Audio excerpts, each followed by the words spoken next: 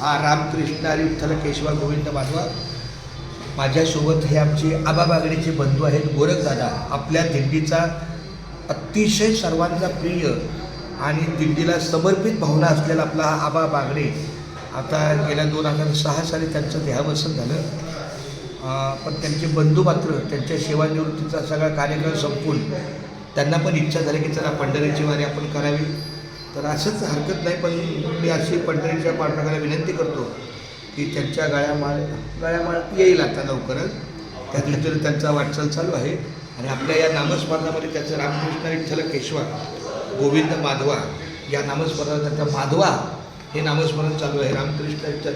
आणि हे नामस्मरण आम्ही ज्या ज्या ठिकाणी मुक्काम असतो, दुपारचं जेवण असतं, त्या त्या ठिकाणी जे मंदिर आहे त्या मंदिरात येऊन करतो. कारण ती एक आता हे दत्त मंदिर आहे,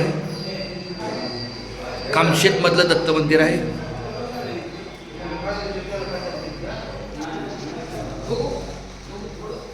रामकृष्ण विठ्ठल केशवा गोविंद माधवा. रामकृष्ण विठ्ठल केशवा गोविंद माधवा. रामकृष्ण विठ्ठल केशवा गोविंद माधवा.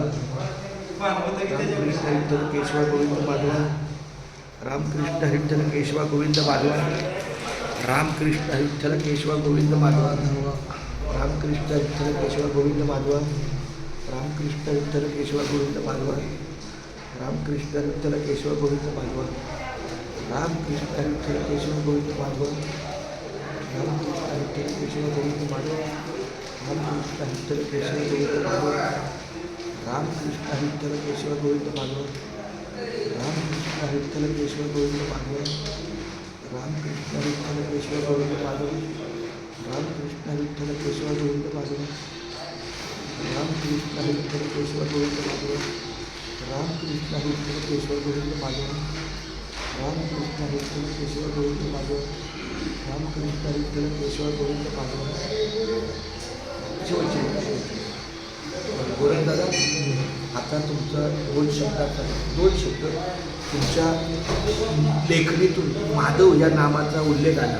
तर तुमच्या आयुष्यातला पहिलाच प्रसंग का राम नाम लेखनाचा? अगदी बरोबर. पहिलाच कसं मग मला अशी मग माझी अशी विनंती आहे की तुमच्या दैनंदिन जीवनाच्या कामामध्ये एक ओळ जरी लिहिली, आज एक ओळ लिहिली, एखादा वेळ वाटला अजून एक ओळ लिहिली.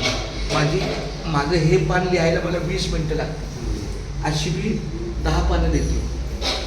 चांगली मला मी पण लिहिणार. चांगली गोष्ट. संकल्प नाही म्हणजे कसं माहिती का, म्हणजे मोबाईलमध्ये चालक करण्यापेक्षा हरिनामाचं रामकृष्ण हरी रामकृष्ण हेच येत. आणि हरिपाठात सांगितलं ना, रामकृष्ण विठ्ठल केशवा मंत्र हा जपावा सर्व काळ. तर खूप छान, धन्यवाद. आता आमच्या गोरखदादांनी पण संकल्प केलेला आहे की त्यांनी एक वही हवं तर मी तुम्हाला वही देतो, तुम्ही ते बघा ना. अख्खा रामकृष्ण विठ्ठल केशवा गोविंद माधवा. रामकृष्ण हरी.